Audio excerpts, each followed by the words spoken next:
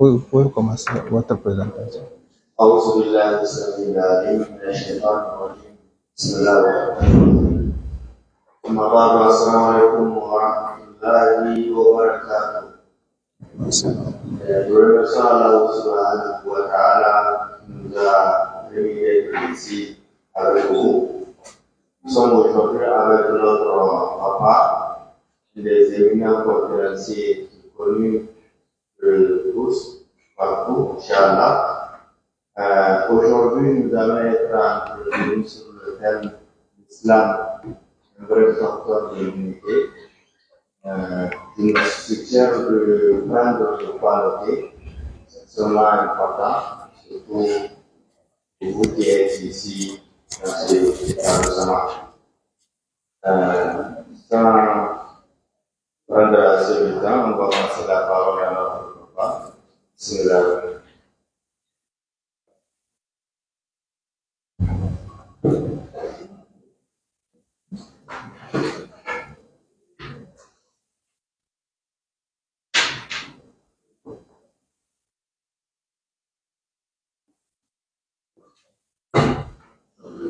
إن الحمد لله نحمده ونستعينه ونستغفره ونتوب إليه ونعوذ بالله من شرور أنفسنا وسيئات أعمالنا من يهده الله فلا مضل له ومن يضلل فلا هادي له ونشهد أن لا إله إلا الله وحده لا شريك له ونشهد أن محمدا عبده ورسوله اللهم صل وسلم وبارك عليه وعلى آله وأصحابه ومن اتبع نهجه إلى يوم الدين أما بعد السلام عليكم ورحمة الله تعالى وبركاته. Nous remercions tout d'abord Allah subhanahu wa ta'ala pour nous avoir permis d'être ensemble dans ce lieu, dans ce mois béni, le mois de Ramadan, autour d'un thème extrêmement important pour les musulmans. Certes, le temps consacré à cette conférence ne sera pas peut-être suffisant pour tout présenter, mais nous allons, Inch'Allah, dans la mesure du possible, vous présenter ce que nous pouvons présenter dans ce que nous avons préparé, parce qu'il est de notre nature et de notre coutume. Chaque fois, quand nous sommes appelés à présenter quelque chose, nous le préparons de façon exhaustive. Et si le temps le permet, on le présente également de façon exhaustive. Sinon, dans le cas échéant, on dira ce qu'on pourra dire, Inch'Allah, dans le temps consacré. L'islam, le vrai facteur d'unité. Voici le plan de cette conférence. D'abord de l'introduction. Il y a une introduction. Après l'introduction, chapitre 1, la situation des gens avant l'avènement de l'islam. Parce que les Arabes disent c'est par leur contraire que l'on connaît les choses ou que les choses se révèlent. C'est par leur contraire que les choses se révèlent. N'était-ce la maladie, on ne saurait estimer à sa vraie valeur la santé. N'était-ce la pauvreté, on ne saurait estimer à sa vraie valeur la richesse, ainsi de suite. Donc, c'est par leur contraire que les choses se révèlent. Donc, pour connaître ce que l'islam a apporté à l'humanité depuis le temps du prophète sallallahu alayhi wa sallam jusqu'à aujourd'hui, eh bien, il est tout à fait normal qu'on présente la situation des gens avant l'avènement de l'islam dans sa dernière forme avec le prophète Muhammad sallallahu alayhi wa sallam. Ensuite, grand chapitre 3 d'Islam, chapitre 2 plutôt, la situation actuelle de notre monde. Qu'est-ce qui caractérise aujourd'hui notre monde? Certes, ce ne serait pas quelque chose de nouveau, mais ce serait un constat, un rappel, Inch'Allah, utile. Chapitre 3, l'islam, le vrai facteur d'unité, c'est les thèmes proprement dit. Chapitre 4, les bases de l'unité en islam. Sur quoi s'est fait l'unité en islam. Et enfin, en conclusion, la force et la capacité d'un peuple islamiquement uni. Peut-être que le temps ne nous donnera pas l'occasion d'arriver jusqu'à tous ces points, à moins qu'on fasse un journal, c'est-à-dire juste parler, présenter les points, sans explication, et ce ne sera pas du tout efficace. Donc, dans l'introduction, louange à Allah, Seigneur de l'univers qui a créé les hommes d'un seul être et a créé de celui-ci son épouse. Donc, il s'agit là de Adam et Hawa, et qui de ces deux-là a fait répandre sur la terre beaucoup d'hommes et de femmes. Il a créé les humains d'un mâle et d'une femelle, les a répartis en nations et en tribus pour qu'ils s'entreconnaissent, et a fait des pieux parmi eux les plus nobles auprès de lui, subhanahu wa ta'ala.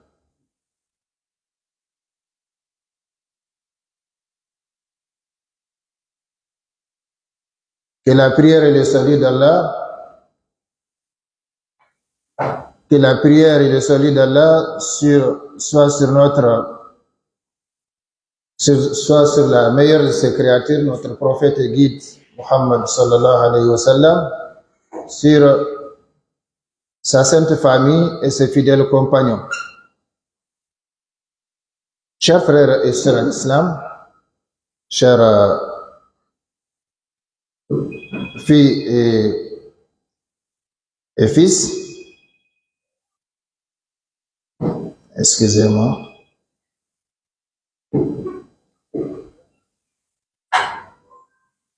Oui. Oui, Suleiman. Rapidement, je suis en conférence.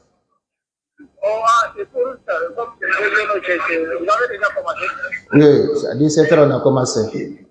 C'est dans l'ENA. Oui, merci. Le maintien de l'unité entre les hommes a été et demeurera toujours la première nécessité et le premier gage pour la réussite et la survie de tout système et de toute idéologie. L'homme, j'aurais dû l'écrire avec grand H, soit mâle ou femelle, a besoin de l'unité en tout, dans ses idées, dans ses activités, dans ses orientations, dans sa famille, dans sa société. L'homme a besoin de l'unité dans tout cela.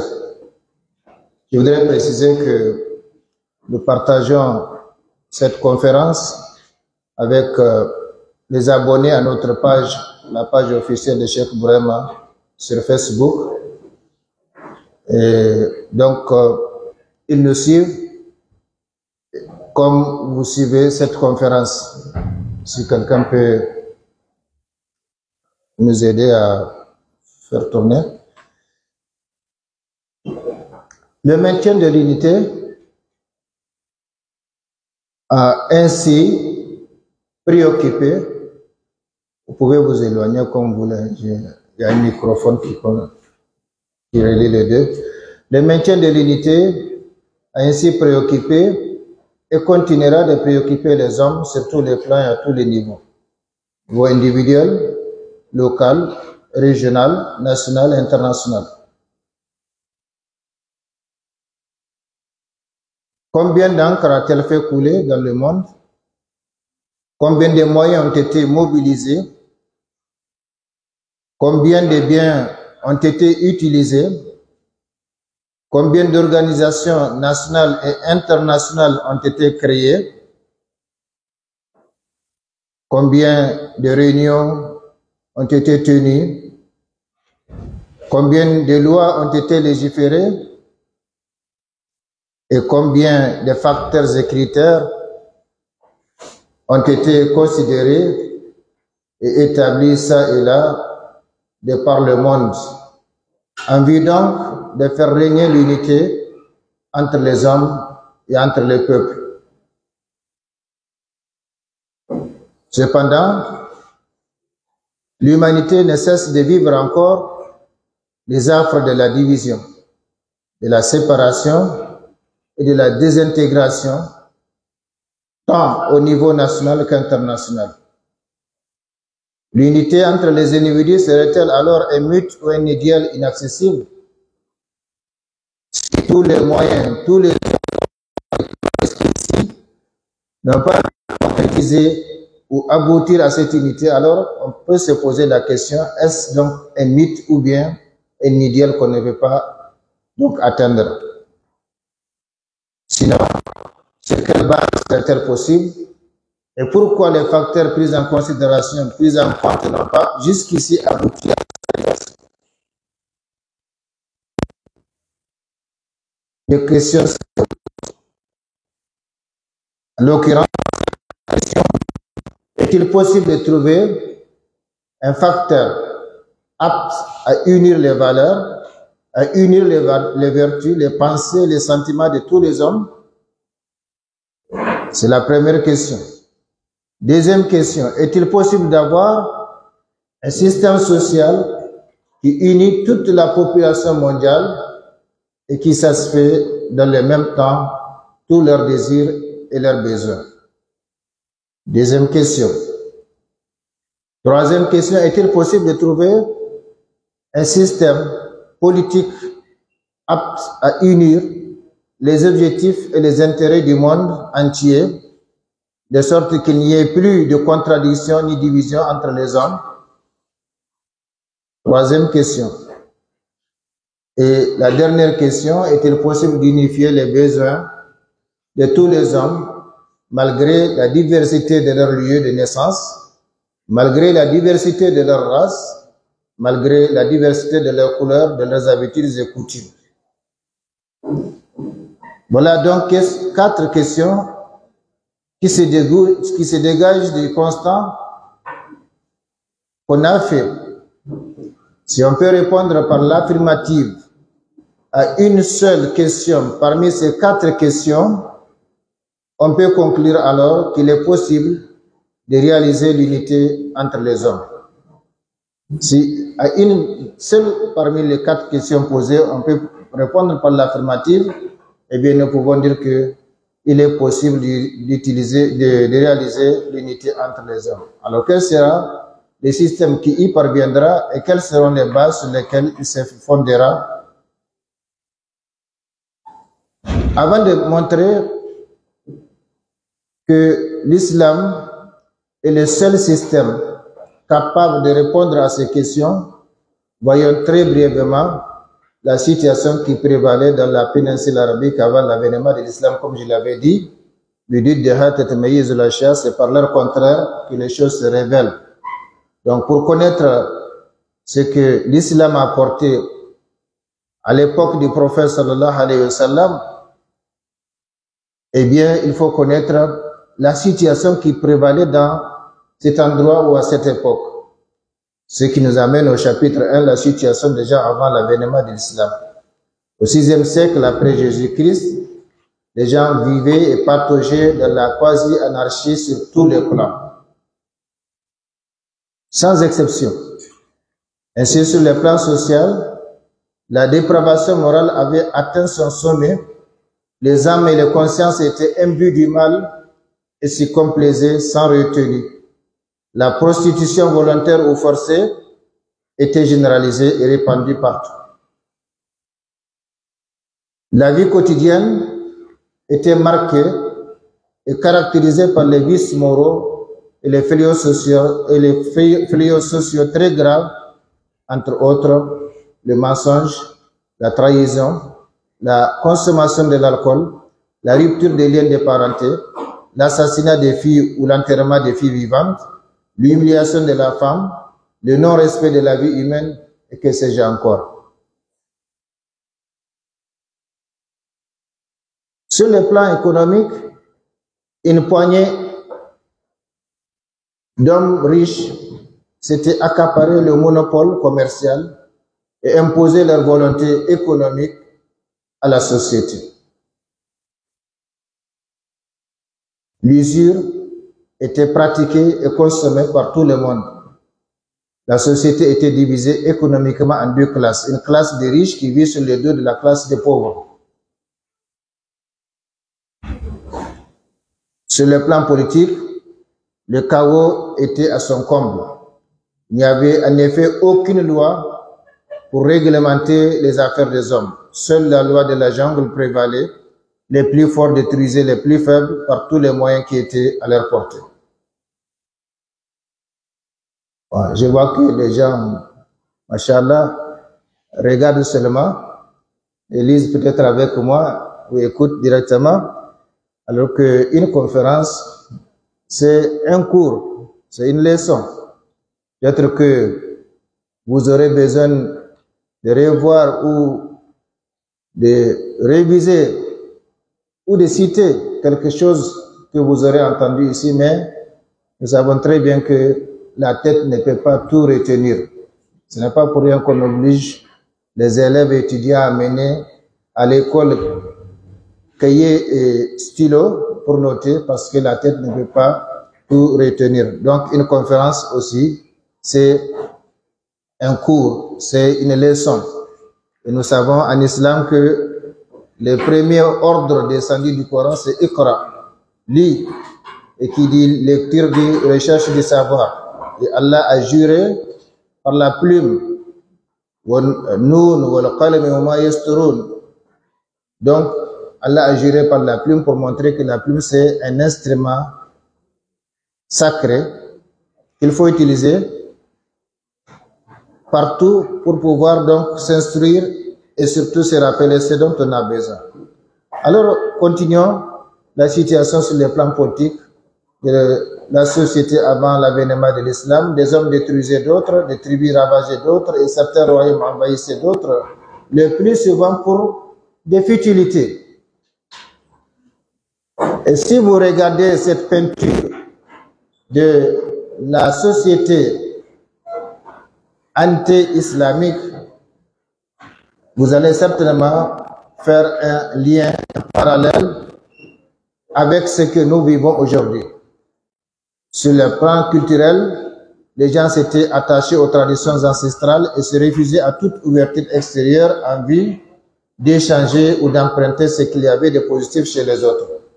Donc chacun s'attachait à sa culture, à ses coutumes, à ses ancêtres et refusait toute ouverture. Sur le plan scientifique, l'ignorance était la chose la plus partagée entre les hommes malgré l'existence de quelques lettrés. Il y avait quelques lettrés, mais ils n'étaient pas nombreux. Sur le plan religieux, le judaïsme et le christianisme étaient déformés et leurs adeptes étaient déviés de la vraie voie, hormis quelques individus qui étaient venus s'installer en Arabie en vue d'attendre l'avènement du dernier messager de Dieu, Muhammad sallallahu alayhi wa sallam. Ils avaient lu dans leur écriture que le dernier messager de Dieu, à l'intention de l'humanité, allait sortir dans cette région. Mais vous savez, quand il est sorti, il est issu des Arabes, eh bien la jalousie les a pris. Ils ont nié donc le prophète Muhammad sallallahu alayhi wa sallam. Sinon, ils étaient partis s'installer à Médine et à Khaybar, comme vous connaissez l'histoire de l'islam. Toujours sur le plan religieux, l'idolâtrie avait atteint à cette époque son paroxysme. Tout était adoré, hormis Allah. Les pierres, les statues, les idoles, les arbres, les djinns, les valets, bref, chacun avait son petit Dieu. Vous vous rappelez quand le prophète sallallahu alayhi wa sallam a conquis la Mecque à l'an 8 de l'Égypte, il y avait 360 idoles ou statues qui étaient accrochées dans la Kaaba, représentant donc chaque famille ou chaque tribu, 360 dieux. Chers frères et sœurs en islam, voilà en bref la situation qui prévalait avant l'apparition de l'astre lumineux de l'islam. Une situation, comme vous le voyez, totalement confuse. Les gens s'entretuaient individuellement et collectivement sans savoir pourquoi. Comme aujourd'hui, les gens qui s'entretuent ou qui sont tués, la plupart ne savent pas pourquoi ils sont tués.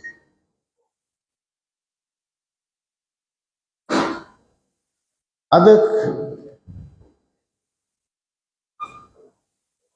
C'est dans cette situation chaotique, certainement, on a dit sauter quelques lignes là, c'est dans cette situation chaotique que l'astre lumineux de l'islam a apparu, donc avec la lumière, la guidée, la miséricorde, l'amour, la solidarité, la fraternité, les bonnes vertus, mais surtout avec la doctrine de l'unicité divine au Tawhid.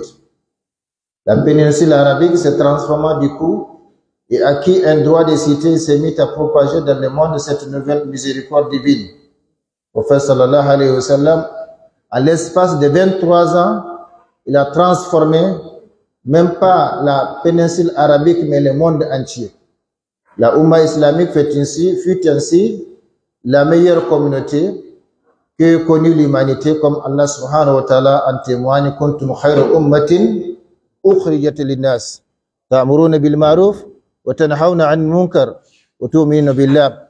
Vous êtes la meilleure communauté qu'on ait fait surgir pour l'humanité. Vous ordonnez le convenable, c'est-à-dire le bien, vous interdisez le blâmable, c'est-à-dire le mal, et vous croyez en Allah. Donc ça, c'est Allah lui-même qui témoigne donc de la primauté de la Oumma islamique.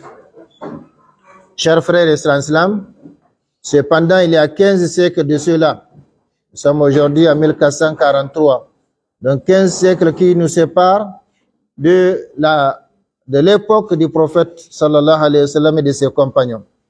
Il y a 15 siècles de cela, et beaucoup de changements sont intervenus dans notre monde, au point que sa situation actuelle ressemble exactement à celle qui précéda l'avènement de l'islam dans sa dernière forme.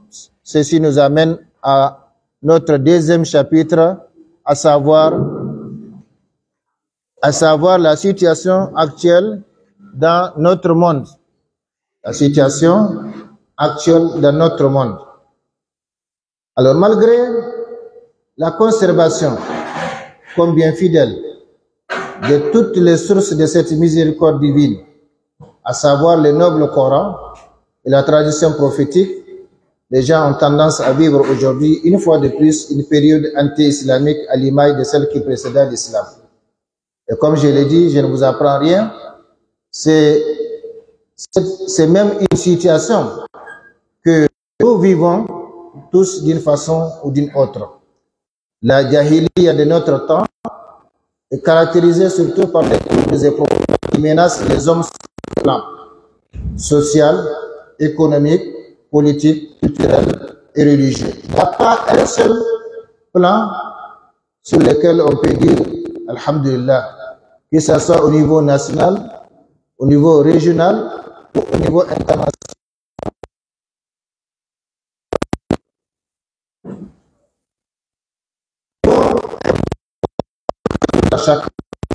Dans les abîmes de la perdition, de la dépravation morale, de l'angoisse, des troubles psychologiques, de l'alcoolisme, de la drogue, de la prostitution, du tabac, des crimes, des guerres, des maladies et de la corruption morale et que sais-je encore.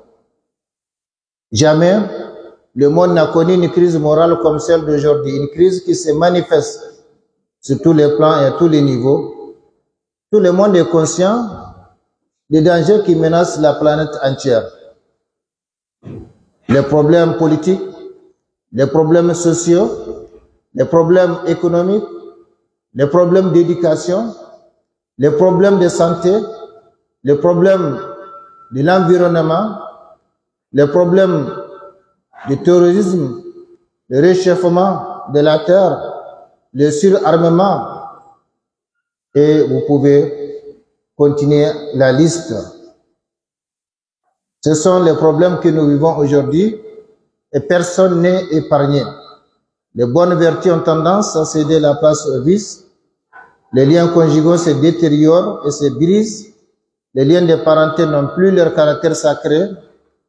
Le respect des autres a presque disparu, de même le respect des enfants envers les parents, le respect de la femme envers le mari, le respect du subalterne envers le chef. Bref, on a l'impression que le monde est arrivé au stade où chacun pense être maître de lui-même et seul détenteur de la vérité. Comme on le voit aujourd'hui avec la prolifération des moyens de communication comme les réseaux sociaux. Ainsi, le vice est pratiqué aussi bien secrètement que publiquement avec la bénédiction des responsables à tous les niveaux. Il s'agit de l'alcoolisme, de la prostitution, de la délinquance juvénile, etc., revus et corrigés grâce à l'expansion de l'audiovisuel. Jamais l'angoisse ne s'est autant saisie des âmes et des esprits. Les hommes souffrent, les pays se meurent, les espèces animales et végétales tendent à disparaître, la nature se dégrade, la miséricorde et les bénédictions d'Allah se font rares. Parce qu'il y a toujours une conséquence de ce que les hommes font, comme Allah subhanahu wa ta'ala l'a dit dans un passage du noble Coran. Tout cela, chers frères et sœurs en islam, à cause de la dépravation morale qui a conduit les âmes à se pencher désormais vers le mal et à s'y complaire. Plus grave encore, les gens se recommandent le mal sous toutes ses formes. Mensonges, trahison, corruption, malversation, détournement, faux témoignages. Oui, c'est comme ça aujourd'hui. Les gens pensent que être malin, être astucieux, c'est faire usage de tous ces mots.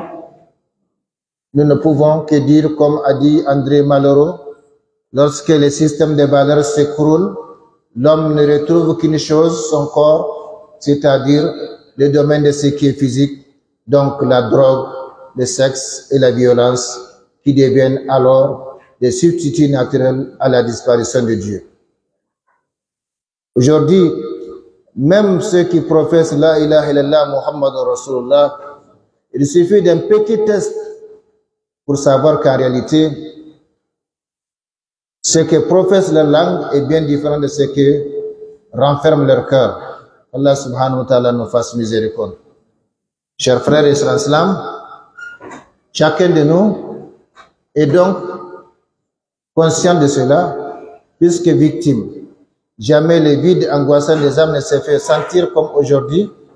Nous vivons une époque où chacun court aveuglément derrière les vanités de ce monde périssant. Et cela à tout prix. La question que chacun se pose est de savoir à quand finiront les problèmes. Quelle voie prendre pour retrouver la vie normale? Je ne vous donne pas des exemples. Vous les connaissez mieux que moi aujourd'hui, au niveau national, au niveau régional, au niveau international. Les gens souhaitent revenir à leur situation d'antan, à leur situation il y a un an, à leur situation il y a un mois. Mais hélas, certes, beaucoup de solutions ont été expérimentées, mais qui n'ont jamais abouti. Beaucoup de voies ont été empruntées, mais sans jamais amener l'humanité à retrouver le bonheur et la stabilité. Au contraire, tous les moyens et toutes les solutions et voies empruntées pour remédier aux problèmes de la planète n'ont fait qu'aggraver le plus souvent, sinon toujours, la situation. Parce que les gens sur des textes, sur des mots, voire sur des personnalités pour changer la situation. Cependant, chers frères et sœurs en islam, une chose est vraie. Il ne peut jamais avoir de changement extérieur tant qu'il n'y a pas eu un changement, tant qu'il n'y a pas eu de changement intérieur. Ça, c'est une sentence divine, irrévocable, sur laquelle Allah ne revient pas. On veut tout changer, sauf les âmes et les consciences. Or, la déclaration de Dieu, Allah subhanahu wa ta'ala, en cela est claire et nette et n'a pas besoin d'interprétation. Inna Allah la yughayyiru ma biqawmin hatta, condition, charte, hatta yughayyiru ma bi anfusihim. Wa idha arada Allah بِقَوْمٍ سُوءًا فَلَا مَرَدَّ لَهُ وَمَا لَهُم مِّن دُونِهِ مِنْ وَالٍ. En vérité, Allah ne modifie point l'état d'un peuple tant que les individus qui le composent ne modifient pas ce qu'il y a en eux-mêmes. Et lorsque Allah veut infliger un mal à un peuple, nul ne peut le repousser. Il n'a en dehors de lui aucun protecteur. Donc si nous voulons changer, ou si nous voulons nous changer, eh bien le premier pas à faire, c'est le changement interne d'abord. Parce que cette règle, ou cette sentence d'Allah subhanahu wa ta'ala est immuable. Elle a été valable, elle est valable, elle sera encore valable avec toutes les générations sans aucune exception. Dieu ne change pas le sort d'un individu tant que celui-ci n'a pas changé ce qui est en lui-même. Donc, le comportement, de la même façon, Dieu ne change pas l'état d'un peuple tant que les individus qui le composent ne changent pas ce qui est en eux-mêmes. Que ça soit clair. Nous invitons l'humanité tout entière à faire un pas en arrière. Je ne dis pas reculer en arrière, mais à faire un pas en arrière et à jeter un coup d'œil méditatif sur les bienfaits que notre religion islamique lui offre. En connaissant ces bienfaits et en les mettant en pratique, les hommes seront tous sauvés et retrouveront le chemin de leur salut, tant terrestre que céleste. Malheureusement, aujourd'hui, on veut tout entendre sauf ce qui vient de Dieu, ce qui vient d'Allah subhanahu wa ta'ala. Grâce à ces bienfaits de l'islam, les hommes peuvent se réformer leur société. Parmi les grands bienfaits apportés par l'islam à l'humanité figure l'unité entre les individus en général et entre les musulmans en particulier.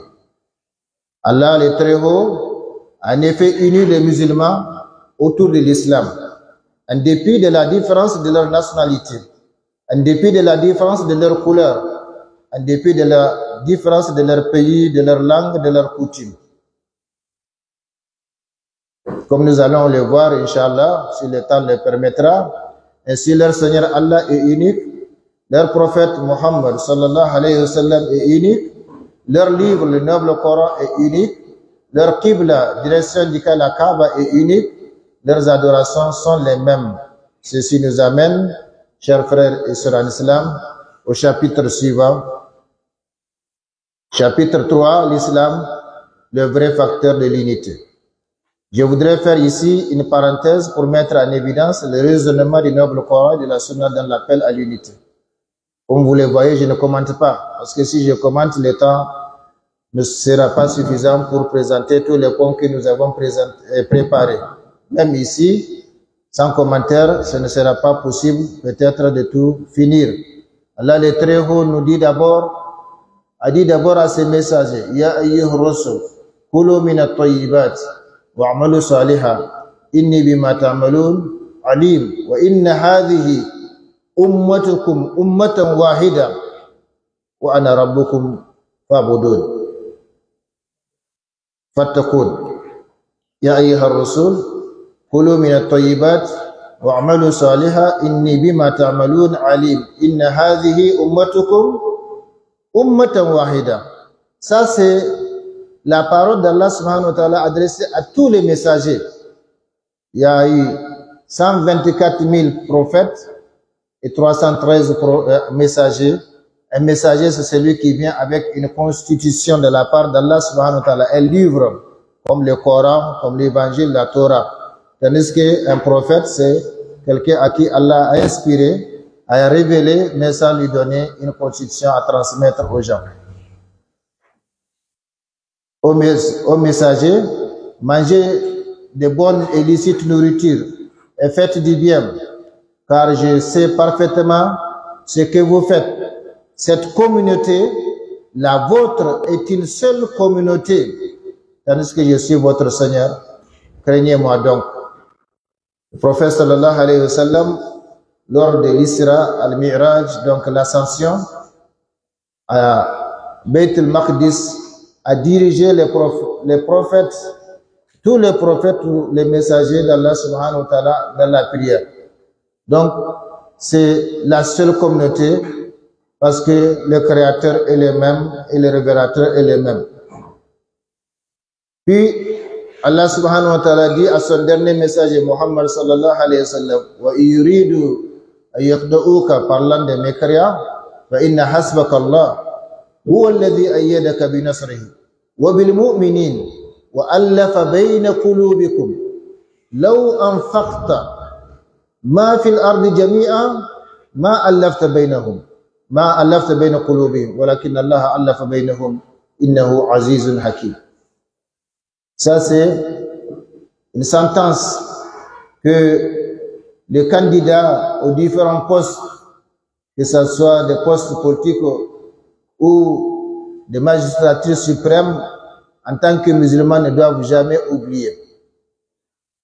On peut acheter les gens, on peut acheter des voix, mais on ne peut jamais acheter le cœur. Le cœur, parce que le cœur n'est pas un objet. Le cœur réagit en fonction donc de situations. Et si les infidèles veulent te tromper, alors Allah te suffira. C'est lui qui t'a soutenu par son secours ainsi que par l'assistance des croyants. Il a uni leur cœur par la foi. Il a uni leur cœur par la foi.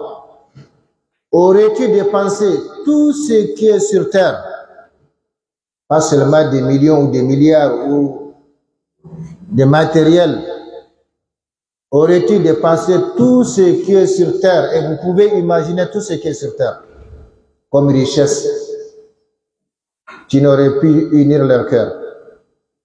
Donc le cœur, ce n'est pas les matériels qui attirent le cœur, mais c'est Allah qui les a unis parce qu'il est tout puissant et sage. Donc, il ne faut pas confondre rassemblement et unité. Nous sommes rassemblés ici, mais est-ce que nous sommes unis? Allahu A'lam. Allah subhanahu wa ta'ala nous a fait savoir dans le Coran que les Juifs étaient ensemble. Tahsabuhum jami'an wa qulubuhum shatta. Ils les croyaient ensemble, unis, mais en réalité leurs cœurs sont divisés, divergents. Parce qu'il n'y a pas un objectif commun. Et tant qu'il n'y a pas d'objectif commun, unifié, homogène, eh bien, il ne peut que suivre des échecs. Comme nous avons dans l'histoire de l'islam, la bataille de Badr, de Uhud plutôt, où les mécréants ont fait une coalition après la bataille de Badr, dont le souvenir nous a été rappelé le 17 Ramadan passé. Donc la coalition mécréante est venue à Médine cette fois-ci pour chercher à mettre fin à la mission du prophète Muhammad sallallahu alayhi wa sallam en exterminant les musulmans à Médine. Le prophète sallallahu alayhi wa sallam est sorti avec ses compagnons à Uhud, une montagne qui est à Médine, que les gens visitent jusqu'aujourd'hui, et que le prophète sallallahu alayhi wa sallam, à propos de laquelle le prophète sallallahu alayhi wa sallam a dit, Uhud est une montagne que nous aimons et qui nous aime. Donc, avant de placer les musulmans dans les différentes positions, il leur a dit, même si vous voyez les mécréants giser à terre, ne descendez pas. Il les a fait installer sur un mont, un monticule. Et les gens qui vont à Médine, à Umrah ou Hajj, visitent aujourd'hui ces monticules. Il est là encore, même s'il est un peu ratatiné. Parce que, en les positionnant sur ces monticules, les mécréants sortent de l'autre côté de la montagne, en descendant dans la vallée. Donc ceux qui sont en haut ont l'avantage sur eux, en les fléchant, en les lançant avec les lances et ainsi de suite. Et c'est comme ça, quand les mécréants ont cherché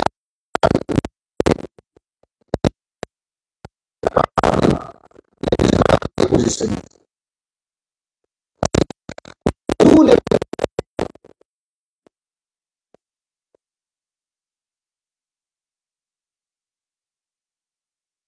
Jusqu'à 70 parmi les mécréants.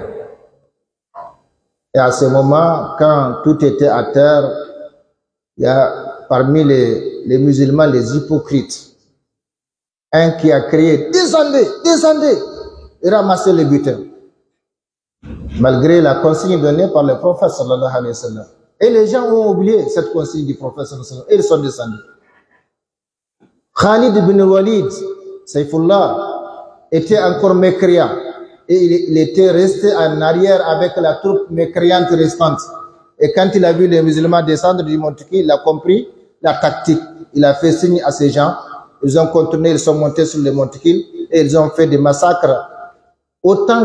Ils ont tué autant de musulmans que les musulmans avaient tué parmi eux. Et c'est là-bas qu'on a tué le premier ambassadeur musulman, Moussa bin Umayr. Quelle est la raison de cette défaite inoubliable pour la Oumma islamique? C'est là-bas on a frappé le prophète. On l'a fait tomber dans un ravin, dans un trou. Et les mécréants et les hypocrites ont crié à Médine pour dire que le prophète a été tué.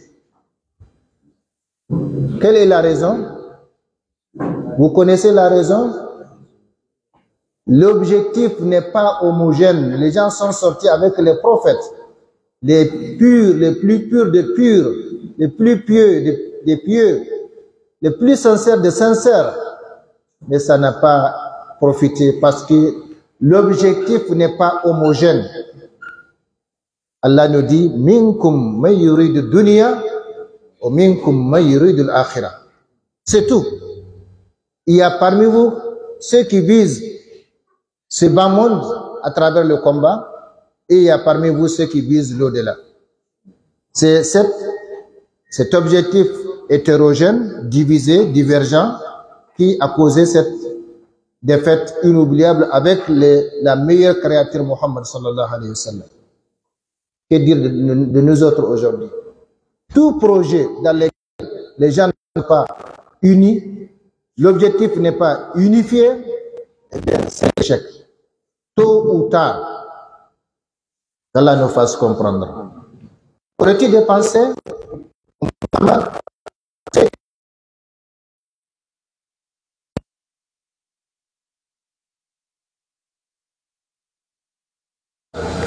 Le cœur ne s'achète pas. On peut acheter la conscience, l'engagement, l'adhésion de quelqu'un, mais celui qui vient à cause de l'argent, eh bien, il partira à cause de l'argent aussi. Il a ensuite dit à tous les hommes, Allah subhanahu wa ta'ala, dans les raisonnements, n'oubliez pas que nous sommes en train de faire, Ya ayyuhan nas, inna khalaqnakum min dhakin wa untha wa ja'alnakum shu'uban wa qaba'ila, limadha? Lita'arafu. Inna akramakum indallah atqakum, inna Allah alimun khabir. Ô hommes, nous vous avons créé d'un mâle, Adam, et d'une femelle, Hawa, ou Ève, et nous avons fait de vous des nations et des tribus. Pourquoi? Pour vous entretuer? Nous avons fait de vous des nations et des tribus afin que vous connaissiez mutuellement. Donc, la connaissance mutuelle. Certes, le plus noble d'entre vous auprès d'Allah est le plus pieux. Le plus noble d'entre vous auprès d'Allah, le plus noble d'entre vous auprès d'Allah, c'est le plus pieux. Plus tu crains Allah, plus tu es mieux placé auprès d'Allah que n'importe qui, quel que soit son titre, quel que soit ses diplômes, quel que soit son poste, quelle que soit sa race, quelle que soit sa tribu. Allah est cet omniscient et grand connaisseur. Donc, tous les hommes descendent d'une même origine, Adam alayhi salam. Il a enfin dit, subhanahu wa ta'ala, à tous les croyants, Ya ayyuhalladhina amanu taqullaha haqqa tukatihi wa la tamutunna illa wa antum muslimun wa'tasimu bihablillahi jami'an wa la tafarraqu. Je vais faire économie de la lecture des passages pour aller directement à la traduction. Aux croyants, craignez Allah en pratiquant autant que possible de tout ce qu'il a interdit, comme il doit être craignez et comme soumission, c'est musulman totalement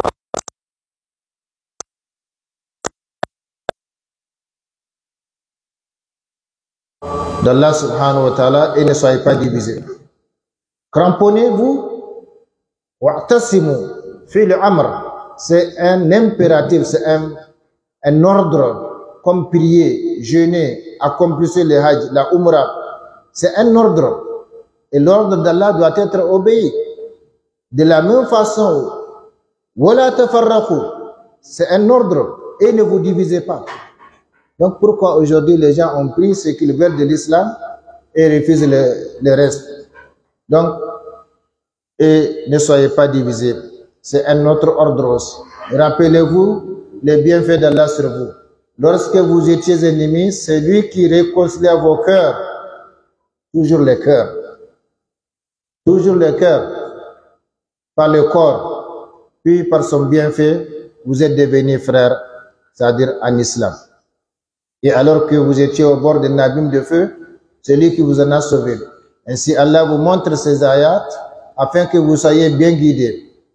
Donc, voyez comment Allah subhanahu wa ta'ala a fait ce raisonnement. Il a d'abord appelé tous les messagers, puis les prophètes, puis tous les hommes, ainsi de suite, les musulmans, les croyants. Donc, pour faire ce raisonnement de l'unité. Nous descendons tous de la même source, de la même origine, et nous retournons tous à la même source que Allah subhanahu wa ta'ala. Et notre prophète sallallahu alayhi wa sallam a dit à l'intention de tous les hommes, Ya ayyuhan nas, inna rabbakum wahid, wa inna abakum wahid, ala la fadla li arabiyyin ala ajamiyyin, wala li ajamiyyin ala arabiyyin, wala li ahmar ala aswad, wala li aswad ala ahmar, illa bittaqwa. C'est-à-dire, et ça aussi, ce sont des versets, ce sont des hadiths plutôt, des paroles du prophète sallallahu alayhi wa sallam qui doivent être inscrites sur des panneaux pour que chaque fois les musulmans passent, les voient et se rappellent.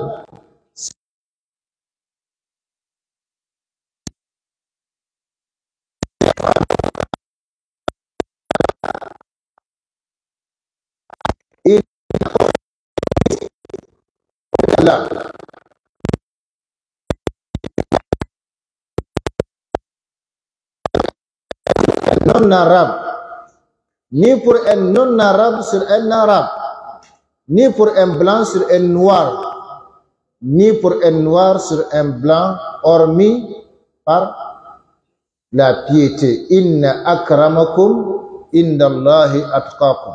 Ça, c'est le critère. C'est le critère de distinction, de valorisation des individus auprès d'Allah subhanahu wa ta'ala, la piété.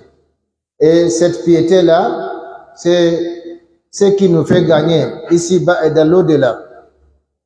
Et c'est la raison pour laquelle la plupart des adorations, pour ne pas dire toutes les adorations d'ailleurs, ont été prescrites pour justement nous faire acquérir la piété. Comme les jeunes que nous observons, Ya ayyuhalladhina amanu kutiba alaykumus siyam kama kutiba alal ladhina min qablikum, comme si quelqu'un demande limada la'allakum tattaqun.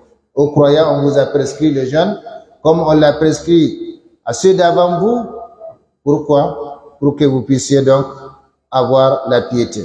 Donc, retenez bien, ô hommes, certes votre Seigneur est unique, votre Père Adam est unique, il n'y a pas de mérite auprès d'Allah ni privilège pour un arabe sur un non-arabe, ni pour un non-arabe sur un arabe, ni pour un blanc sur un noir, ni pour un noir sur un blanc, hormis par la piété.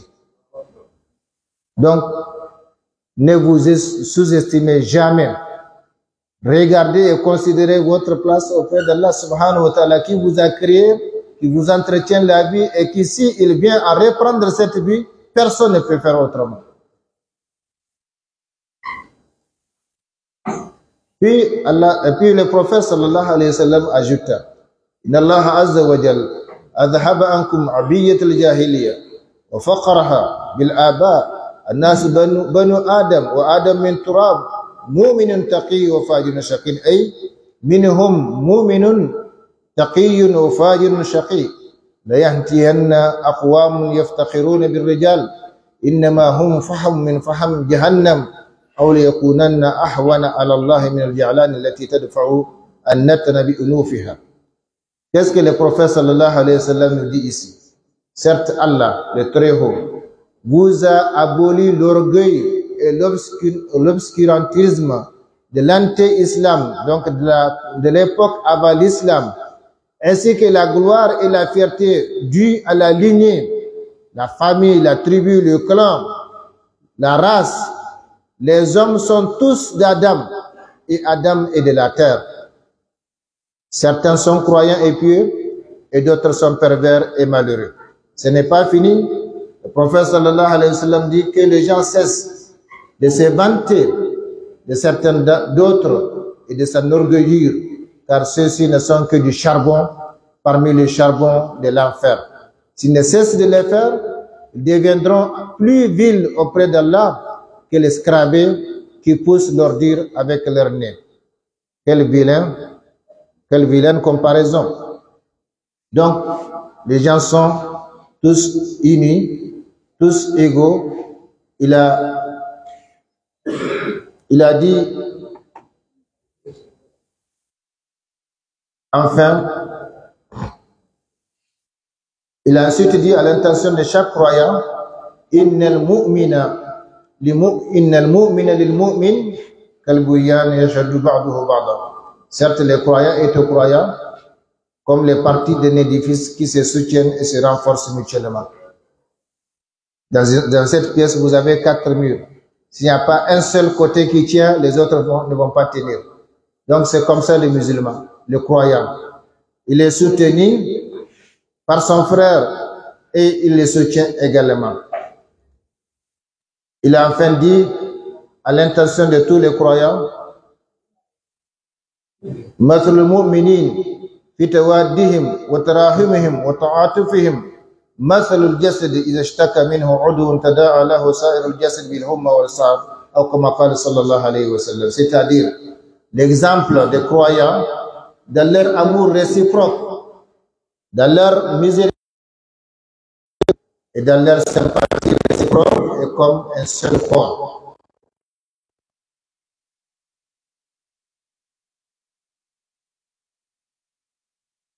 Et sa fièvre.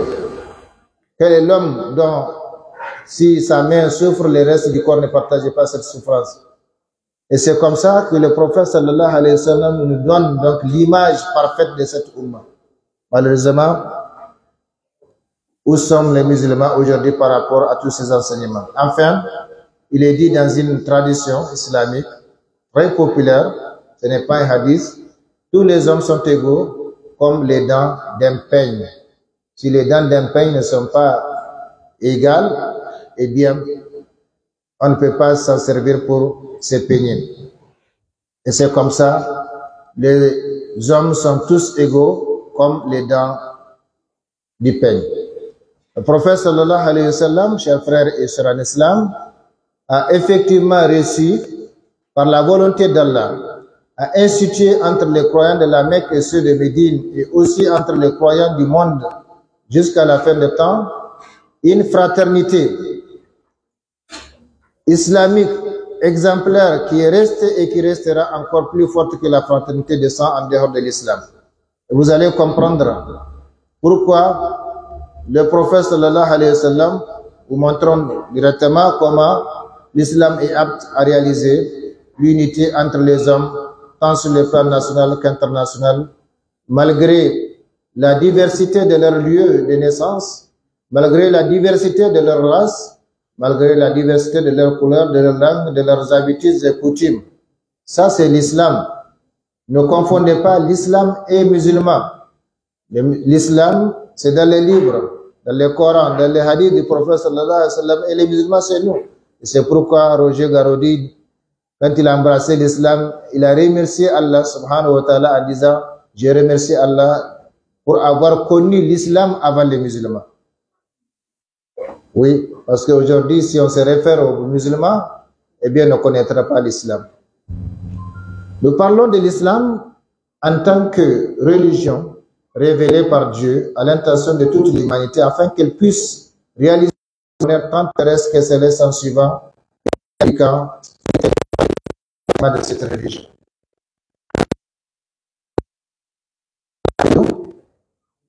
Rien. Que nous faisons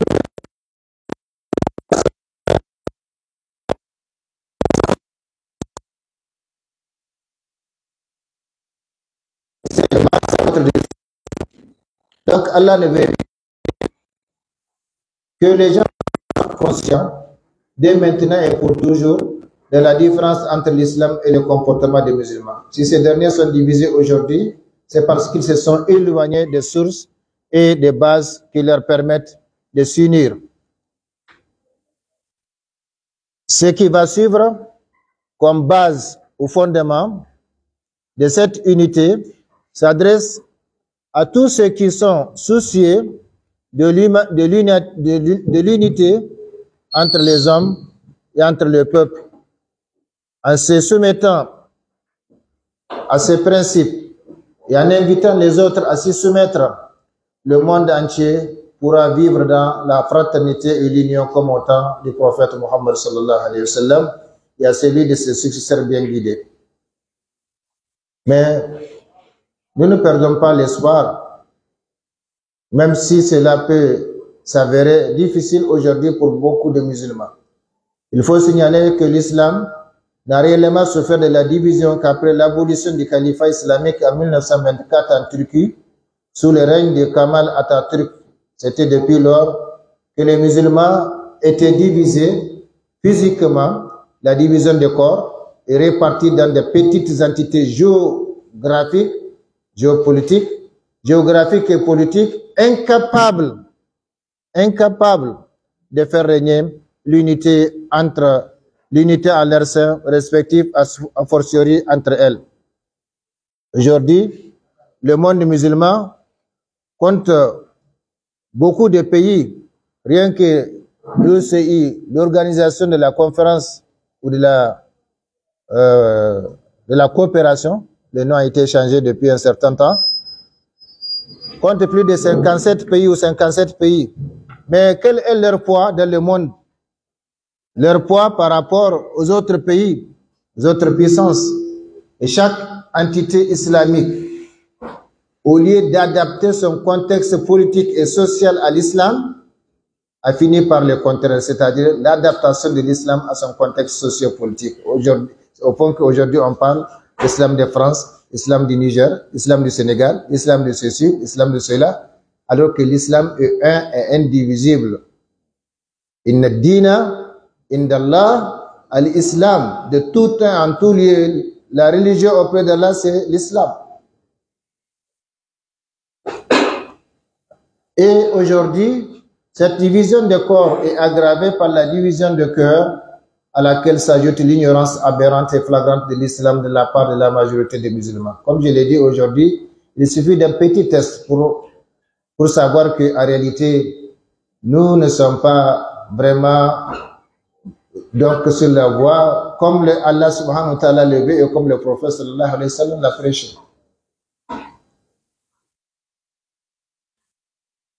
Or, l'islam, contrairement aux religions, c'est-à-dire aux autres religions, ne se limite pas aux actes d'adoration, aux rites religieux et aux croyances métaphysiques. Au contraire, l'islam est une religion qui possède un système social, une conception de la vie et un ensemble organisé de principes économiques et politiques. L'islam n'a rien nommé. Nous n'avons rien omis d'écrire dans les livres. Et le prophète sallallahu alayhi wa sallam a incarné les différentes fonctions humaines pour que chaque musulman qui occupera une de ces fonctions puisse donc se référer au modèle du prophète sallallahu alayhi wa sallam. Pour l'islam, chers frères et sœurs en islam, la langue, la couleur, le lieu et la race ne constituent pas des critères d'unité et de supériorité. Seule la croyance et la piété peuvent permettre l'unité ou donner une quelconque supériorité. Comme nous l'avons vu, inna akramakum indallahi atqakum. Les plus nobles d'entre vous auprès d'Allah, c'est les plus purs. C'est donc l'idéologie commune qui constitue l'infrastructure de l'unité de la communauté islamique. Le but de l'islam est d'établir non seulement l'unité nationale, mais aussi et surtout l'unité mondiale autour de Dieu et de la religion, et non autour d'une idéologie fabriquée ou autour de la lignée, de la patrie, de la race, de la langue ou de la culture. L'islam s'étend à la notion de frontières et de nations.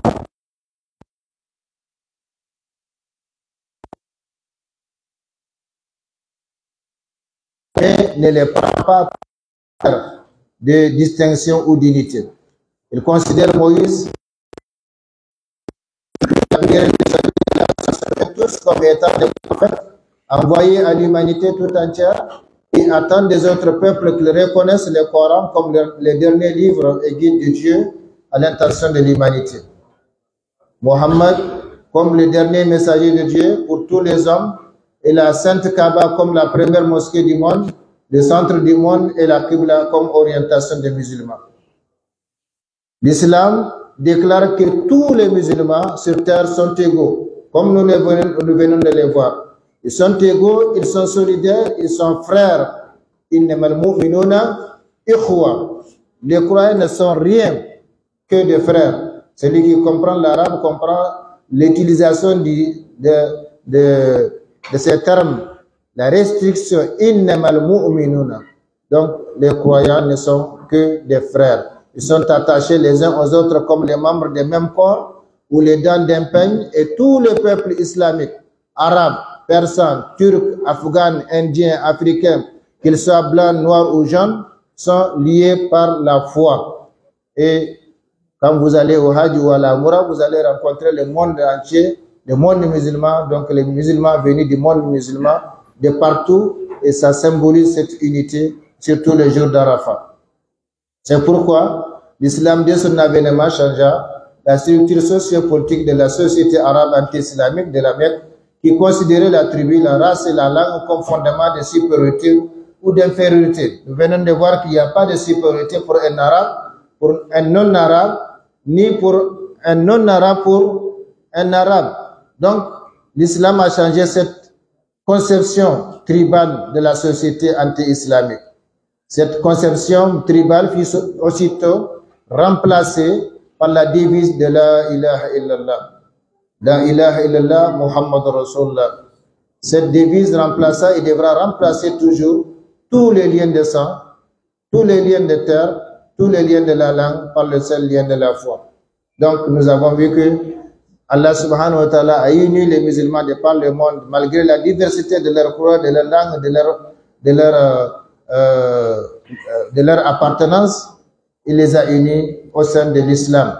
Mais nous parlons de l'islam tel que prêché par le prophète sallallahu alayhi wa sallam. À Médine, le prophète sallallahu alayhi wa sallam fonda une société islamique mondiale, sans classe, en réunissant différentes nationalités du monde, qu'il dépouilla des attributs tribaux et raciaux. Donc le prophète sallallahu alayhi wa sallam, vous savez qu'il est natif d'où? Le prophète est natif d'où? De la Mecque. Et donc, il a émigré à Médine et il a fondé l'État islamique. Donc, il fonda une société islamique mondiale à Médine sans classe, en y réunissant différentes nationalités du monde qu'il dépouilla des attributs tribaux et raciaux. On trouva ainsi autour du prophète Muhammad sallallahu alayhi wa sallam qui est arabe, Salman le persan, Suhaib le romain, donc des races blanches, Bilal l'éthiopien, des races noires, tous unis par la foi et ils devinrent des piliers du gouvernement islamique. Bilal le noir, Suhaib le blanc, Salman le persan, tous autour du prophète Muhammad sallallahu alayhi wa sallam. Tandis que Abu Lahab, Abu Jahal, Abu Sufyan, s'il vous plaît, qui sont ces gens-là? Abu Lahab, Abu Jahal, Abu Sufyan sont des oncles directs du prophète sallallahu alayhi wa sallam, des oncles du prophète sallallahu alayhi wa sallam, qui étaient non seulement des purs arabes, mais surtout les oncles du prophète eh bien, ils furent bannis du gouvernement et de la nouvelle société et furent considérés comme étrangers en dépit de leur nationalité, en dépit de leur race et de leur appartenance tribale. Donc, c'est ça la société islamique, dépourvue de toute conception tribale. L'islam s'adresse donc à la totalité des hommes et considère l'ensemble de l'humanité comme une seule entité. Inna hadhihi ummatukum ummatan wahida. Comme nous les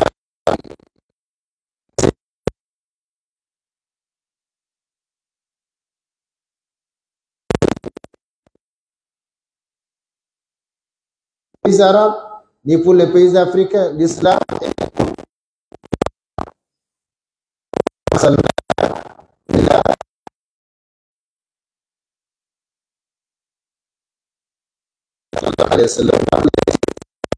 n'est pas réservé à une nationalité, à une race, une région particulière, mais il vise l'ensemble de la société humaine. Tous ceux qui acceptent ce système sont considérés comme égaux et frères et justes dans les domaines de la pratique religieuse, de la politique, de l'économie et de la vie sociale, des droits et des responsabilités équivalents.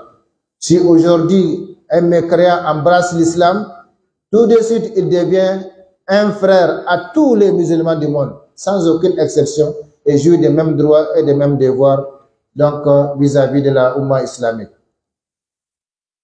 Ainsi, le but suprême de l'islam est d'instaurer une société monothéiste universelle, une société qui s'étend au-delà des frontières géographiques, des obstacles raciaux, linguistiques et culturels, et qui tisse de tous ses fils, de tous ses fils, de toutes ces étoffes, une même étoffe. Le but suprême, je reprends, de l'islam, c'est d'instaurer une société monothéiste, universelle, une société qui s'étend au-delà des frontières géographiques, des obstacles raciaux, linguistiques et culturels, et qui tisse de tous ses fils une même étoffe. Comme on l'a vu avec le prophète sallallahu alayhi wa sallam, et comme nous le vivons aujourd'hui dans le monde entier, et surtout quand les gens se rencontrent à la Kaaba ou à Arafat. L'islam condamne la division des hommes sous toutes les formes. Il n'accorde aucune authenticité particulière aux différences raciales, ethniques et tribales, et ne reconnaît pour critère de valorisation des individus que la croyance, la foi, la piété, la bonne action et la compétence. Si vous dépassez quelqu'un dans ces facteurs-là, de la croyance, de la foi, la piété, la bonne action et la compétence, eh bien, vous êtes les meilleurs en islam et vice-versa. L'islam pense donc en termes d'humanité et présente son message pour tous les hommes. Il condamne toute division restreinte qui se limite au petit cercle de la lignée, de la tribu et de la race et regarde tous les hommes d'un même œil sans aucune distinction de race, de couleur ou de terme. Son message est mondial et non local, et il établit des relations libres entre les hommes, car de cela dépend l'expansion du message divin, de la culture et de la spiritualité. Il veut l'évolution, c'est l'islam. Il veut l'évolution et l'élévation de toute l'humanité, et rejette la division, l'égoïsme et l'égocentrisme. Il engendre l'humanisme et l'altruisme de telle sorte que chaque musulman ne perd de vue les intérêts de l'humanité tout entière, allant même dans cette voie jusqu'à la négation et au sacrifice des intérêts personnels. Man asbaha wa lam yahtam bi amr al-muslimin falaysa minhum, dit le prophète sallallahu alayhi wa sallam. Quiconque ne s'intéresse pas chaque jour, chaque matin aux affaires des autres des musulmans, eh bien ne fait pas partie d'eux. Man asbaha wa lam yahtam bi amr al-muslimin falaysa minhum. Donc l'islam engendre l'humanisme et l'altruisme de telle sorte que chaque musulman ne perd de vue les intérêts de l'humanité tout entière, allant même dans cette voie jusqu'à la régation et au sacrifice des intérêts personnels. Assalamu alayna wa ala ibadillahi salihin. Nous le disons dans chaque prière. Allahumma ahillahu alayna bil amn wal iman wa l'islam wa tawfiq lima tuhibbu wa tarda. Chaque fois qu'on regarde les croissants lunaires, Donc la paix pour tout le monde, pas pour soi-même ou pour sa famille, pour son pays ou son continent. C'est comme ça l'islam doit être compris et vécu. En un mot, chers frères et sœurs, l'islam possède une vision, un message de portée mondiale apte à réaliser l'unité entre les hommes sur le plan national et international, sur des bases ou facteurs solidement fixés qu'on ne peut trouver nulle part ailleurs. Nous arrivons ainsi au 4e chapitre, à savoir les bases de l'unité en islam. Et là, je vais peut-être les parcourir rapidement parce que je vois que nous avons déjà passé 1 heure de temps d'enregistrement. Donc, les bases de l'unité en islam, je vais les parcourir. L'islam a établi des fondements aux bases qui unissent les musulmans du monde entier sans aucune discrimination de race, de couleur, de tribu, de terre. Ces bases se résument comme suit. Alors, comme je l'ai dit, je vais les citer brièvement, sans donc entrer dans les commentaires. Ils ont un même Seigneur créateur qui est Allah subhanahu wa ta'ala. Les musulmans du monde entier sont convaincus qu'ils ont un même Seigneur créateur. Ils obéissent tous à ce Seigneur auquel ils vouent leurs actes d'adoration. Personne ne prie pour X ou Y. On prie pour Allah, on jeûne pour Allah, on accomplit la umrah pour Allah, le hajj pour Allah, etc. Ça, c'est la première base. Je ne vais pas entrer dans les commentaires avec les versets tirés du noble Coran. Donc, je vais directement à la deuxième base, qui est donc tout ça, ce sont des versets que nous avons amenés pour donc démontrer justement que Allah subhanahu wa ta'ala est la base de tous les musulmans, donc la base de l'unité de tous les musulmans. Deuxième base, une même origine, la terre. Tous les musulmans du monde entier sont convaincus qu'ils ont la même origine, c'est-à-dire ils sont tous créés à partir d'Adam et de Hawa, c'est-à-dire Ève. Et Adam est créé de la terre, comme nous l'avons vu avec les hadiths du prophète sallallahu alayhi wa sallam, kullakum min Adam wa Adam min turab. Vous êtes tous d'Adam et Adam est de la terre. Et Allah subhanahu wa ta'ala a confirmé cette origine première donc des humains, c'est-à-dire Adam alayhi salam. 3. Une même religion, l'islam. Tous les musulmans du monde entier sont convaincus qu'ils appartiennent à la même religion islamique en dehors de laquelle Allah n'accepte aucune religion de qui que ce soit depuis l'avènement de notre prophète Muhammad sallallahu alayhi wa sallam, parce que c'est une continuité. Inna dina indallah l'islam. Wa man yabtaghi ghayra l'islam dina falan yuqbal minhu wa huwa fil akhirati min al-khasirin. Dit Allah subhanahu wa ta'ala. Donc c'est une continuité, par conséquent, c'est la base qui unit tous les musulmans du monde, à savoir l'islam. Je continue sans m'attarder donc sur les commentaires de ces différentes bases, même si la souris n'a pas l'intention de sourire. Quand un même livre sacré, le noble Coran, tous les musulmans du monde entier sont convaincus qu'ils ont un seul livre sacré qui est le Saint-Coran, le noble Coran, le livre d'Allah auquel ils doivent se cramponner tous, comme Allah subhanahu wa ta'ala l'a dit, et comme nous l'avons vu, Ya ayyuhalladhina amanu ittaqullaha haqqa tuqatihi wa la tamutunna illa wa antum muslimun wa'tasimu bihablillahi jami'an. Ça, c'est la 4e base.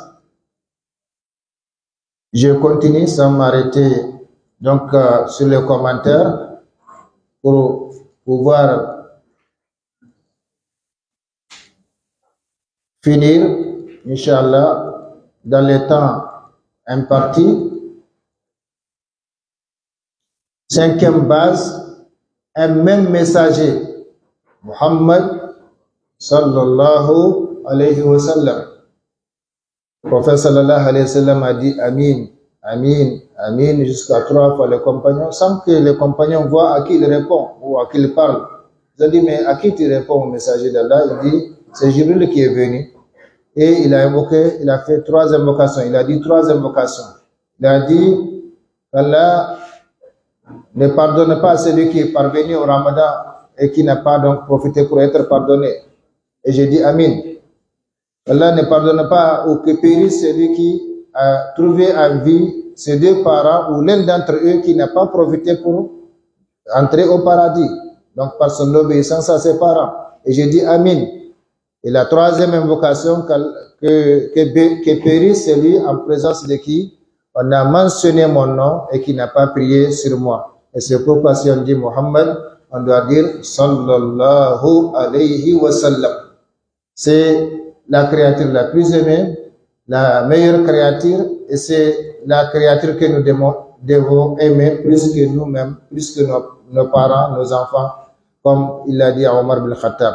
Tous les musulmans du monde entier sont convaincus que Muhammad sallallahu alayhi wa sallam est serviteur et envoyé d'Allah à toute l'humanité.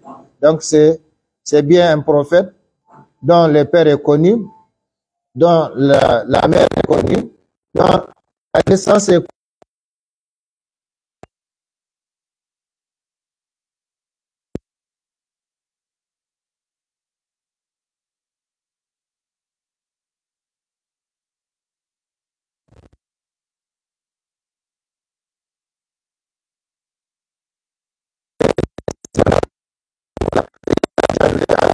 Zakat, je ne vais pas donc entrer dans les détails. Ces adorations unissent les musulmans du monde entier. La septième base, une même loi, la loi islamique.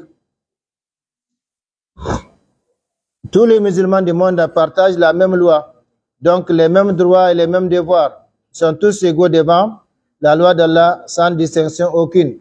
Comme nous venons de le voir, il n'y a pas de distinction devant la loi d'Allah subhanahu wa ta'ala. Huitième base, une même orientation, la Qibla ou direction de la Sainte Kaaba à la Mecque. Tous les musulmans se tournent pour prier vers la Kaaba, où qu'elle se trouve. Alors, je voudrais poser une question pour chasser un peu le sommeil pour ceux qui ont l'intention de dormir là. Est-ce qu'il est permis de regarder vers l'ouest pour prier? S'il vous plaît, ceux qui connaissent la réponse se taisent. Est-ce qu'il est permis de regarder vers l'ouest pour prier?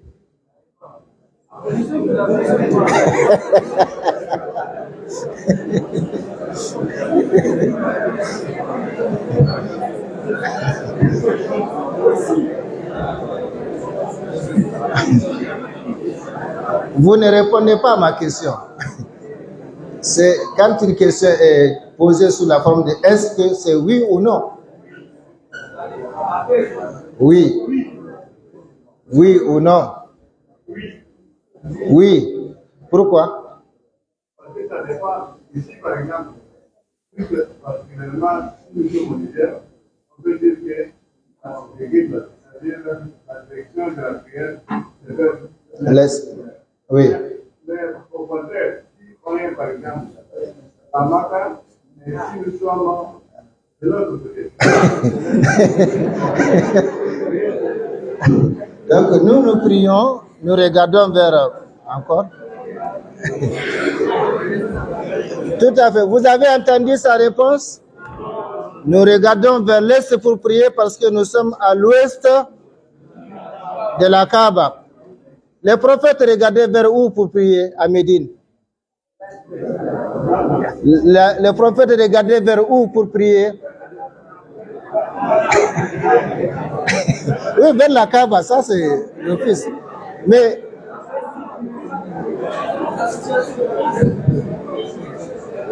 les prophètes, Médine se trouve au nord.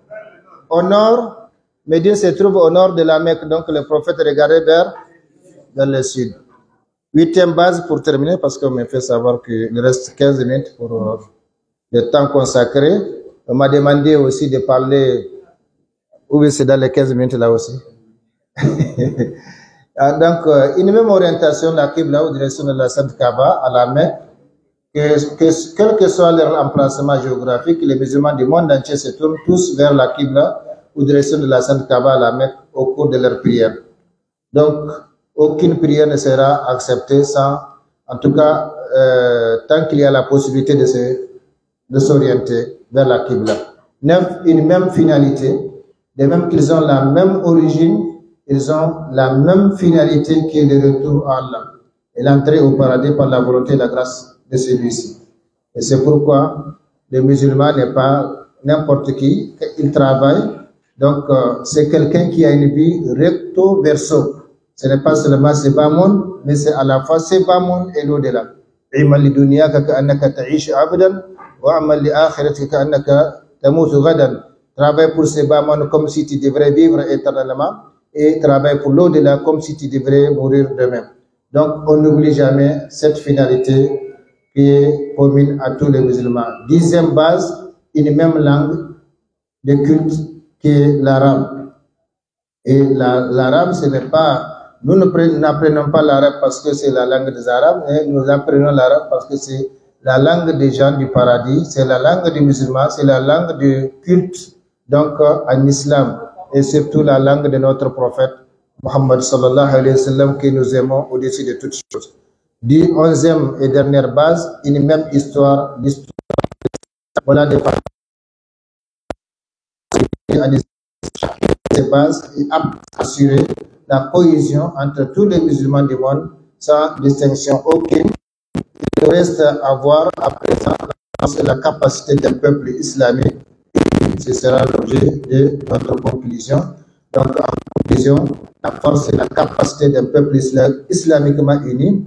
Est-il nécessaire, chers frères et sœurs en islam, de vous dire combien un pays ou un continent, ou plutôt l'humanité tout entière, a besoin des hommes croyants et unis au sein de la foi et autour d'un même idéal, des hommes qui se connaissent et qui connaissent la religion islamique et ce qu'elle exige d'eux comme devoir et responsabilité pour la réalisation pleine et entière de son développement. Quand la communauté islamique décide de faire quelque chose, elle se confie d'abord à Allah. Puis à chacun, elle distribue son rôle à jouer pour mener à bien l'entreprise. Ainsi, chacun du fait de son identité de musulman. Musulman, au vrai sens du mot. Et de bons croyants et du fait de la confiance placée à lui par la communauté, œuvrera de tout son cœur, de tout son corps et de toute son intelligence pour jouer pleinement son rôle. Un de nos enseignants à l'université de Médine nous racontait que dans le temps, en Inde, si quelqu'un vient vous demander du crédit, s'il dit que les musulmans, vous précipitez pour lui donner. Parce que les musulmans sont testés véridiques. Ils ne mentent pas. S'ils prennent du crédit, pour telle période, ils vont donc les payer à cette période. Mais aujourd'hui, c'est tout à fait... Si on entend quelqu'un n'est pas payé son crédit, on dit que c'est un musulman.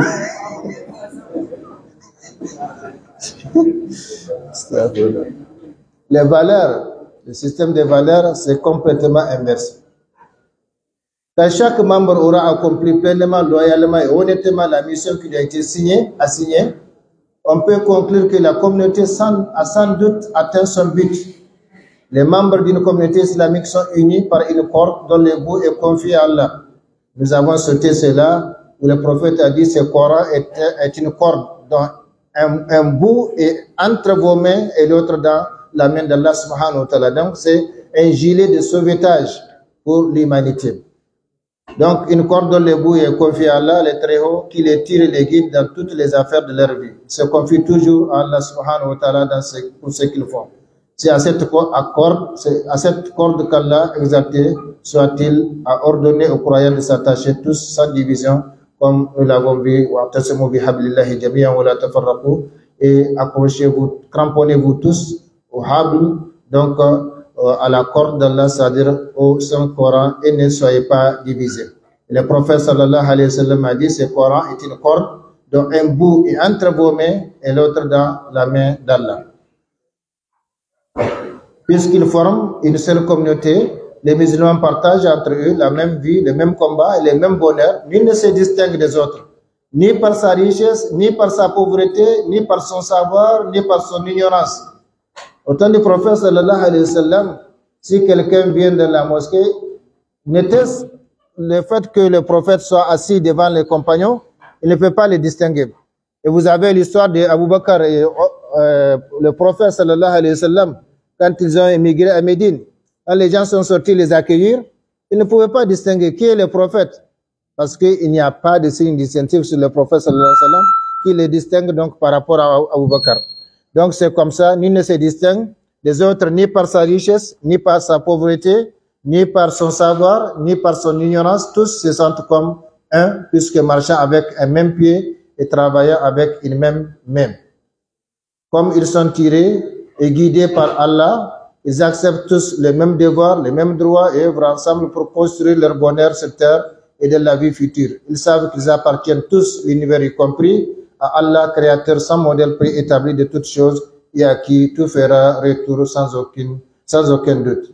Voilà donc en ce qui concerne le sujet autour duquel nous sommes réunis, l'islam, le vrai facteur d'unité. Puisque cette conférence intervient à la veille de la dernière décade de Ramadan, permettez-moi, comme on m'a demandé de vous le faire, un rappel brièvement, de vous faire donc un bref rappel sur l'importance de cette dernière décade afin de nous inciter mutuellement à profiter de l'occasion.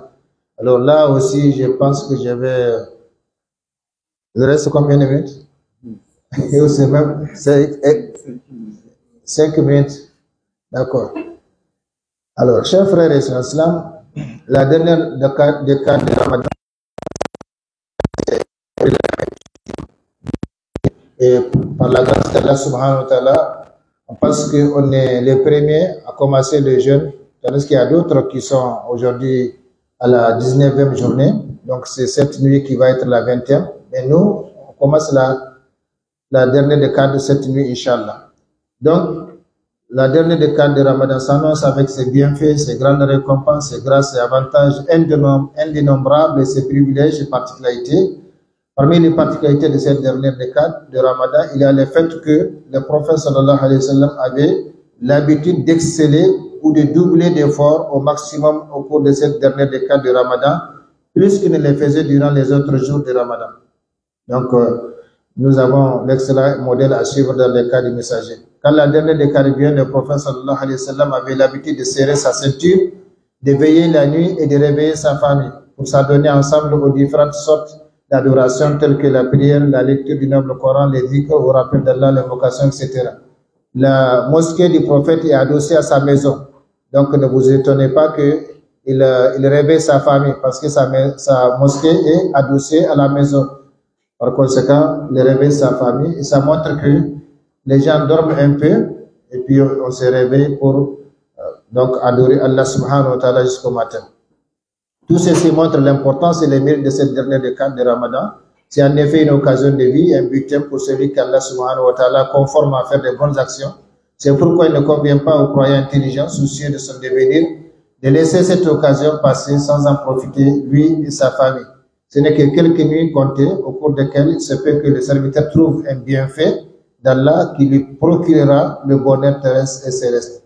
Profitez-en donc, chers frères et sœurs en islam, vous à qui Allah a donné cette occasion de parvenir à cette dernière décade de Ramadan. C'est sans doute une perte considérable que de voir certains musulmans passer ces moments très chers dans ceux qui ne leur profitent pas, tels ceux qui passent la majeure partie de leur temps devant l'écran de la télévision, de la vidéo, de l'ordinateur ou du portable, en se connectant à tel ou tel réseau social, et qui dorment au moment où il faut chercher des miséricordes divines.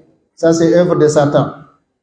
Ceux-là laisse passer un grand bien et une occasion qui peut ne pas se renouveler pour eux. Ceux-là, c'est Satan qui se joue d'eux, qui leur obstrue le chemin du bonheur et qui les égare du sentier d'Allah, car ils se sont soumis volontiers à lui.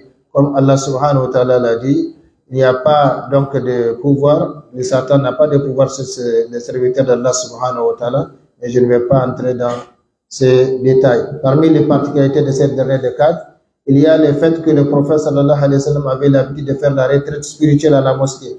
Et la retraite spirituelle consiste à se retraiter dans une mosquée et à y rester en permanence pour pouvoir s'adonner à l'adoration d'Allah. Cette retraite est confirmée par le noble Coran et la Sunna aux pratiques du prophète sallallahu alayhi wa sallam. Parmi les particularités de cette dernière décade de Ramadan, il y a le fait qu'elle renferme la nuit de la destinée, qui est meilleure que 1000 mois, c'est-à-dire l'adoration pendant cette nuit est meilleure que l'adoration pendant 1000 mois, soit 83 ans et 4 mois. C'est la nuit la plus bénie et la plus aimée d'Allah. Pour cette raison, Allah l'a choisi pour révéler plusieurs de ses livres dans le noble Coran, au sujet duquel il a dit « Shahr Ramadan ladhi unzila fihi al-Qur'an ». Non, ça c'est notre verset.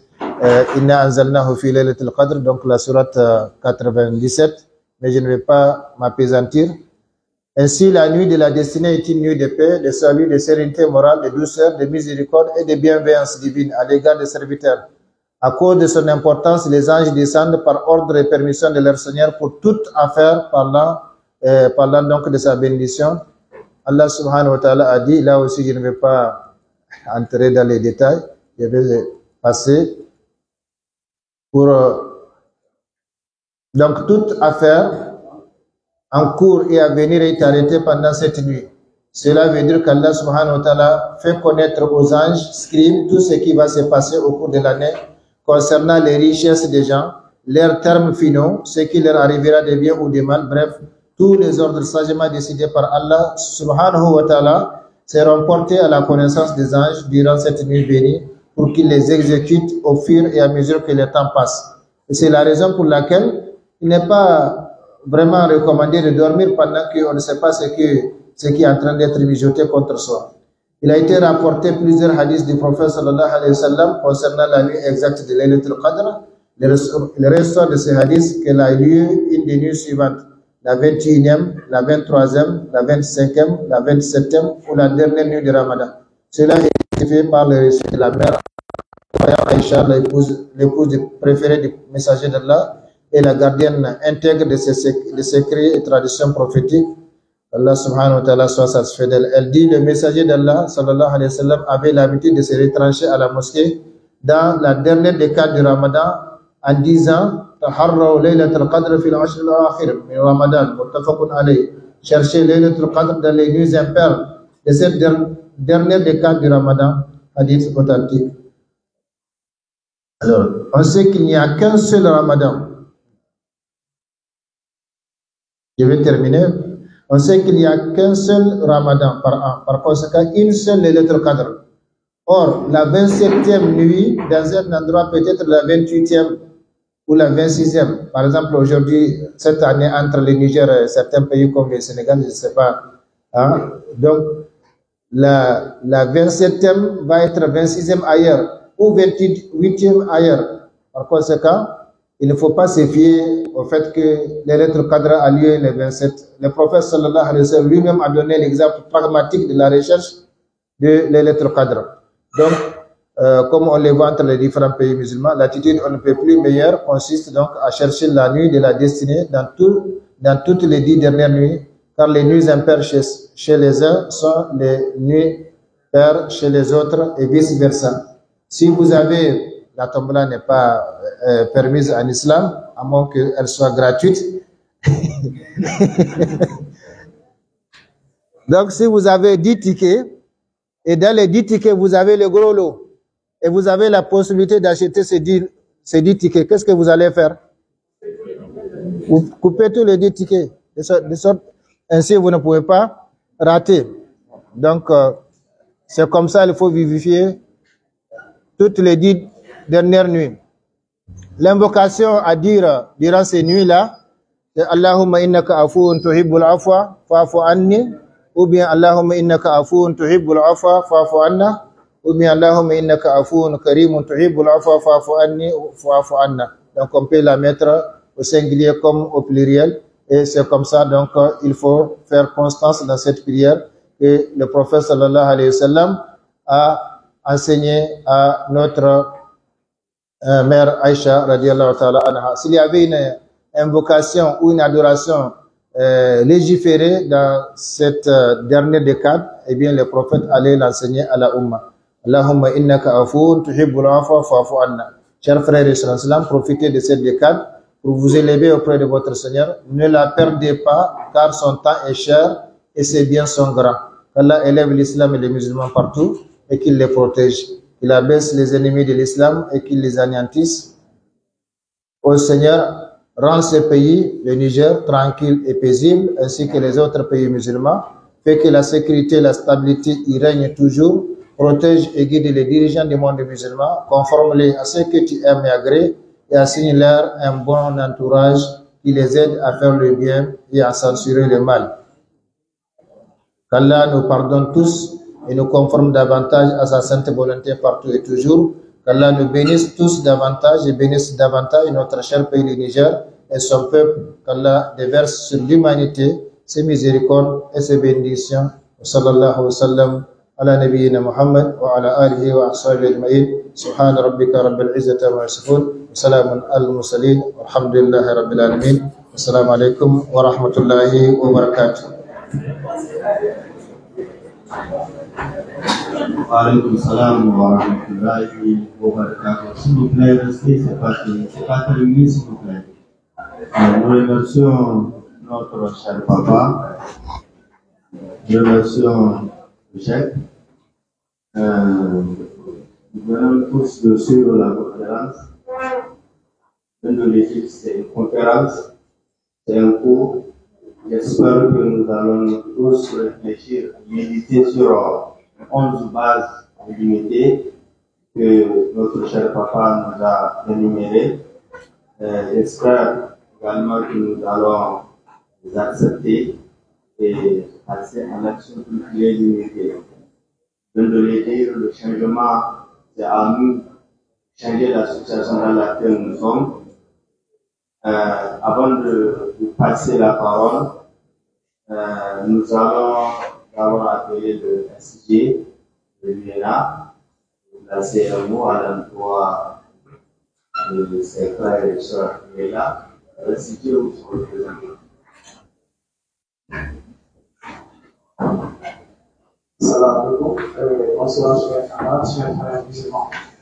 Aujourd'hui, je suis vraiment ravi que cette salle soit remplie de camarades musulmans à l'appel du comité exécutif de l'association des camarades musulmans de l'ENA. C'est un état très important et aussi animé par un élément conférencier, ici présent, le chef Président. Je pense bien que les faits ont énuméré qui coïncident avec ce genre de Ramadan qui fait appel à l'unité, qui fait appel à la solidarité, à la fraternité entre camarades. Je pense bien qu'au-delà de ce cadre scolaire, nous allons essayer de répartir ça au niveau de nos familles respectives, afin qu'il y ait unité, afin qu'il y ait dans nous les camarades entre eux et les camarades à l'égard de leur prochain. Et je pense bien qu'ici, dans cette salle, nous allons tirer une leçon de vie à travers cette prêche. Je pense bien que les camarades ici présents nous ici présent, conférence. Je pense bien qu'à l'endroit des camarades, après calendrier sur papier, je pense bien que le conférencier, à la demande des camarades, si bien vous pouvez faire la lecture avec nous et diriger aussi la prière. Mardi, à l'endroit des camarades, ça a déclaré de faire un grand souci, et c'est à la demande des camarades. C'est possible.